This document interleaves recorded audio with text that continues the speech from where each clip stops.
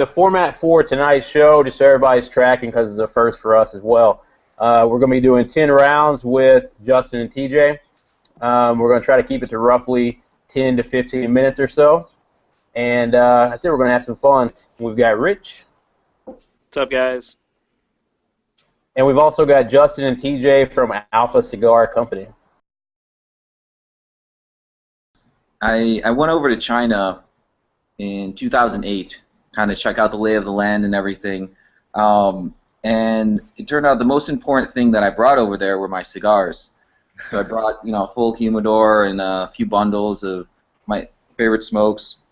And I went over there as a teacher, like a lot of people. I was a volunteer teacher.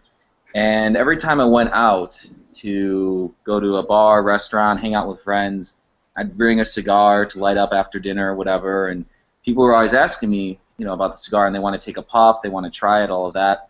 So I started bringing out at least one extra cigar, bars and restaurants. And after doing that for about a year or so, decided I wanted to make it a little bit bigger, contacted every single major cigar company that I knew.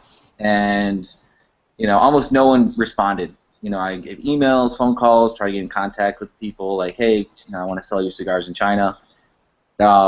So Rocky Patel was the only one that ended up responding to me, and his founding partner was living in Hong Kong at the time, Brad Warrington, who was the first guy to give Rocky money for his company, and they were old friends. They used to be roommates and all that back in the day.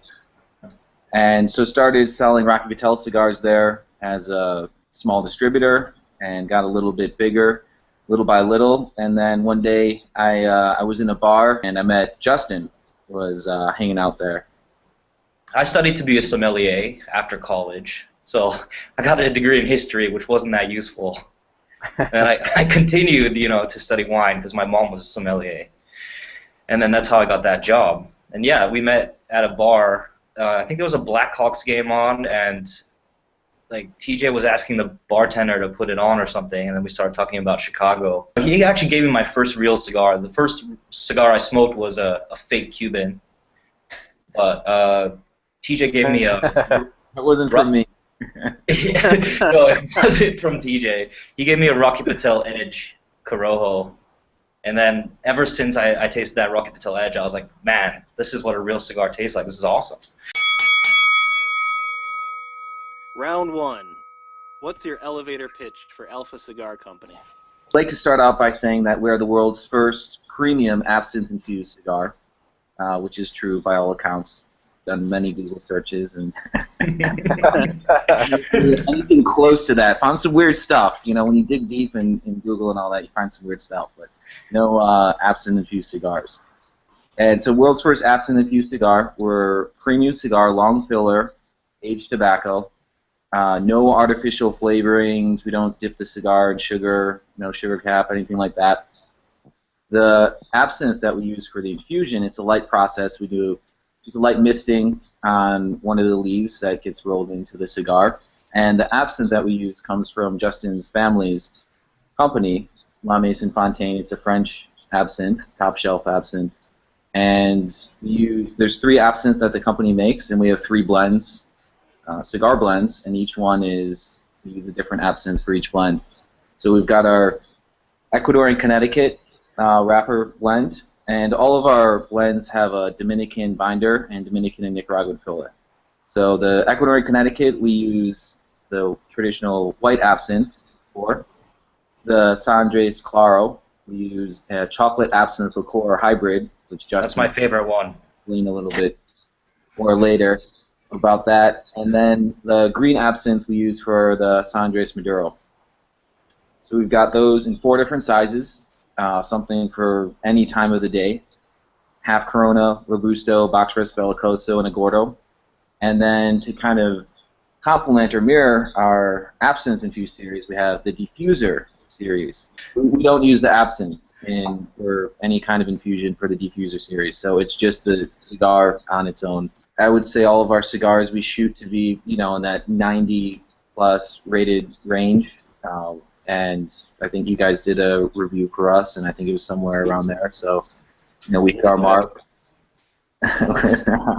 with, I feel like we hit our mark, and it's a good sign because Justin and I, when we went to blend these cigars, you're smoking it yourself, and you think, this is great, this is awesome, this is, the best cigar I ever smoked in my life, and you want other people to think that too. Well, let's go to round 2. What's your target audience? So who's the perfect Alpha customer? All ages, anyone that's open-minded and curious about trying new things and doesn't look down on the word infused. Actually, our cigars aren't very heavily infused at all. After that fermentation, all cigars sort of need a little bit of reviving, some rehydration, and we just incorporated the infusion process, in that step. And it's just a little light spray of absinthe, so anyone that's curious, really. With the Diffuser series, I've gone and 50, 60-year-olds are smoking those cigars and they're liking them. But even with that age group, it takes a little bit of a nudge. But when they smoke the absinthe-infused cigar, the ones that will go and try it, even the older age groups, they're saying, hey, this isn't a candy cigar or anything. This is a darn good cigar. Our Claros will be pretty popular with the ladies because, that's my favorite cigar. Not saying anything about myself. I'm just saying I like chocolate. And it's infused with a chocolate absinthe liqueur, which is, it sounds appealing to me, but I don't want to generalize, but I think that a lot of, SOTLs might like that sweeter taste. Maybe, I don't know. So is this whole thing just actually a big ploy to pick up women? Isn't it like, isn't it all? Let's roll to round 3. What have been the best and worst reactions to your absinthe-infused cigars? Well, he came up to us. He didn't say anything. He just looked at our sign and our products, and then he looked at us and he said, "What the actual?" Like 10 times. He's like, "What the actual?"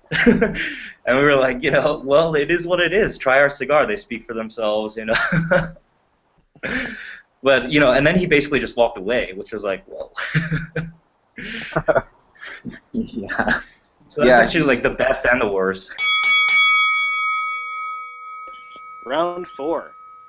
What does it take for a small cigar company to make it in the industry?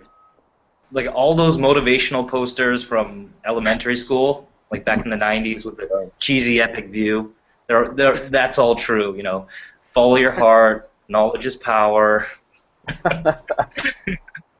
Belief in what you're doing. You have a plan, and you got to put blinders on, and there's going to be a lot of people, telling you what to do, change this, do that.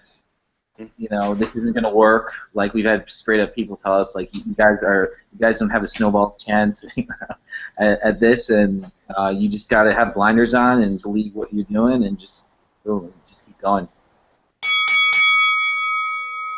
Round 5. You can either face an army of angry grizzly bears or smoke your least favorite cigar. How long do you last against the grizzly bears? Yeah, right. Well, I'm Chinese, so that's like a dinner buffet, right? Round 6.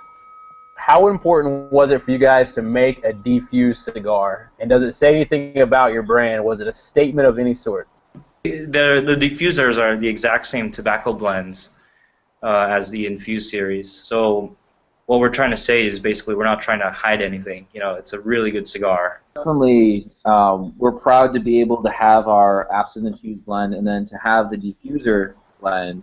And sometimes, if cigars are heavily infused, and that's one of the reasons why we didn't want to heavily infuse a cigar, was because you're not getting a lot of the tobacco flavors covering it up, right? You're just tasting the infused, whatever it's infused with, and if it's dipped in sugar and all of that, it's just sweet.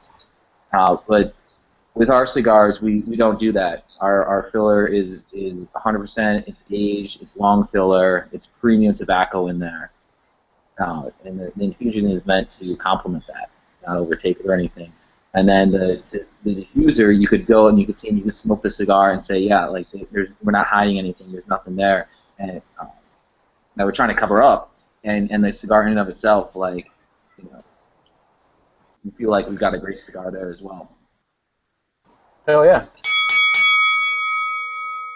for round 7, if you guys, y'all are Alpha Cigar Company, but if y'all were to create the Omega cigar, what would it be?